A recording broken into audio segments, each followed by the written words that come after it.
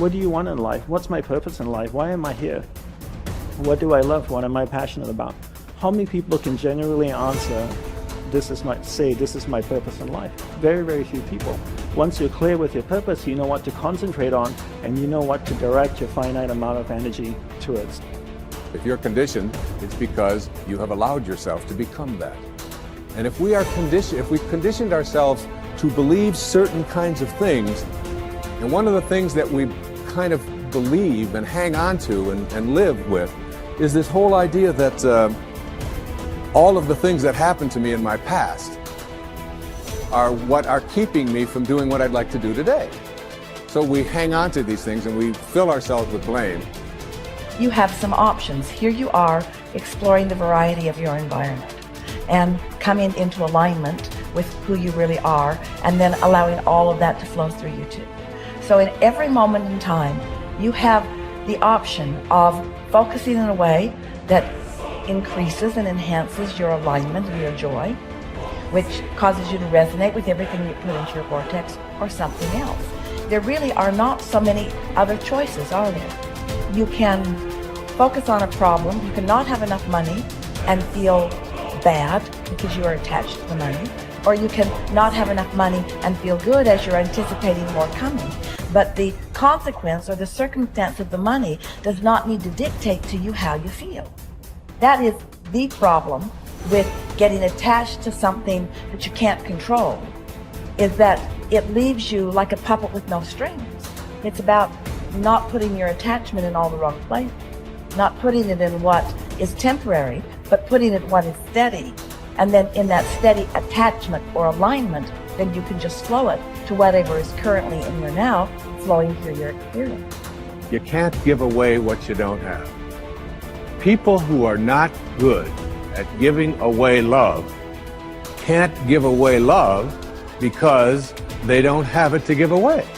If I want to give you a dozen oranges, I can't give you those dozen oranges unless I go out and pick up 12 oranges someplace. Otherwise, all it is just empty rhetoric. And the same thing is true of virtually everything in your life.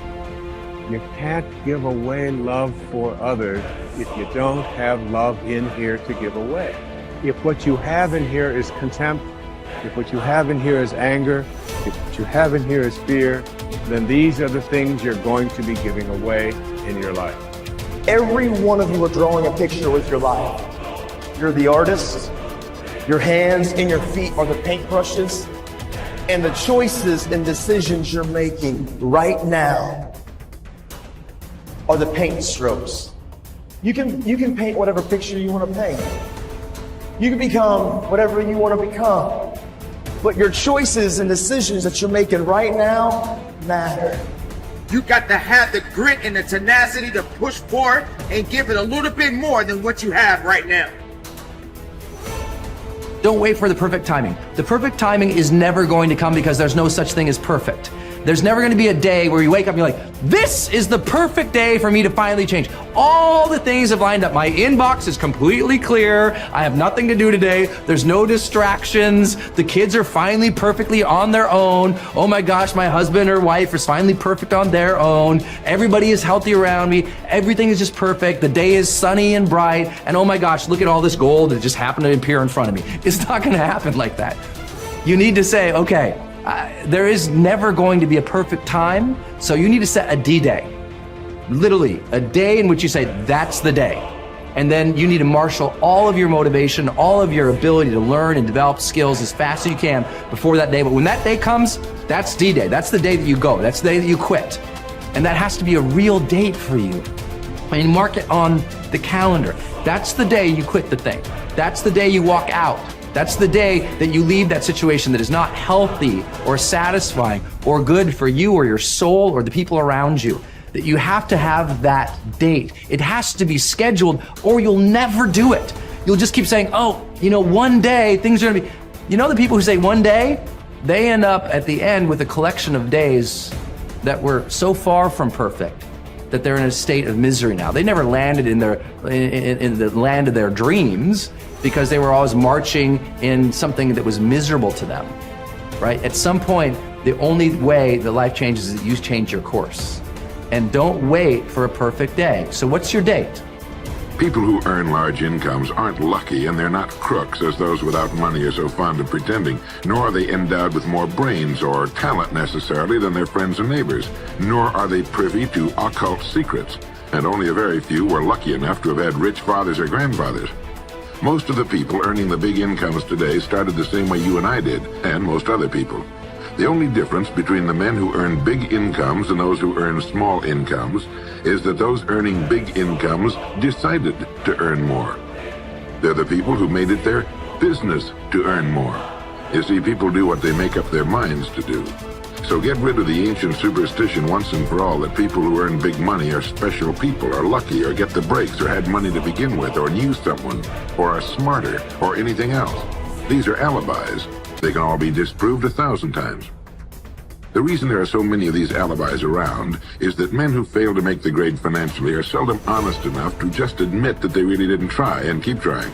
So in order to justify their failure, in order to remain seated, they dream up and pass along these old alibis.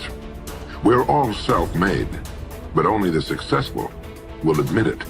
The commitments we make to ourselves and to others, and our integrity to those commitments, is the essence and clearest manifestation of our proactivity. It is also the essence of our growth through our human endowments of self-awareness and consciousness. We become conscious of areas of weakness, areas for improvement, areas of talent that could be developed, areas that need to be changed or eliminated from our lives. Then, as we recognize and use our imagination and independent will to act on that awareness, making promises, setting goals, and being true to them, we build the strength of character, the being that makes possible every other positive thing in our lives. It is here that we find two ways to put ourselves in control of our lives immediately. We can make a promise and keep it, or we can set a goal and work to achieve it. As we make and keep commitments, even small commitments, we begin to establish an inner integrity that gives us the awareness of self-control and the courage and strength to accept more of the responsibility for our own lives. By making and keeping promises to ourselves and others, little by little our honor becomes greater than our mood. The power to make and keep commitments to ourselves is the essence of developing the basic habits of effectiveness. Knowledge, skill, and desire are all within our control. We can work on any one to improve the balance of the three. As the area of intersection becomes larger, we more deeply internalize the principles upon which the habits are based and create the strength of character to move us in a balanced way toward increasing effectiveness in our lives. Get stronger. You can develop the muscle. You can develop the courage muscle. You can develop the inspiration muscle. You can develop the dedication muscle. You can get stronger. There isn't anybody here that can't get stronger. Next time we see you, may not even recognize you. How strong you're going to be able to become in language, in style, and personality, the ability to cope, the ability to handle with anything that happens, no matter what happens. And the third one is get better. We can all get better. I've gotten better. First talk I gave, I stood up, my mind sat back down. But here's the secret to my success. I stood up and did it again. Stood up and I did it again. And I did it again, and I did it again all those many years ago. I did it when I was scared, and I did it when I didn't want to, and I did it when I was ill. And I did it when it didn't work well, and I did it when they didn't appreciate it, and I didn't a lot of times when I didn't know much what I was doing. I just did it anyway. And now all these years later, I'm asked to walk on this stage with the greatest introduction I've ever had, greatest response and welcome I've ever had, the greatest opportunity I've ever had to touch this many lives with a mixture of words and heart and soul. I got better. I got better day by day and week by week and month by month, and I'm asking you to do the same thing until you can develop a long arm and a long reach, until you can develop influence that won't quit. Touch people next year you couldn't touch this year. Touch people now you couldn't touch before. Conduct a meeting now you couldn't conduct before. Heart and soul now mixed in there that wasn't there, missing before. I'm asking all of you to get better in spite of the winters, in spite of the downturn, the money downturn, the social downturn, the personal downturn, whatever it is. Just get stronger. Get better.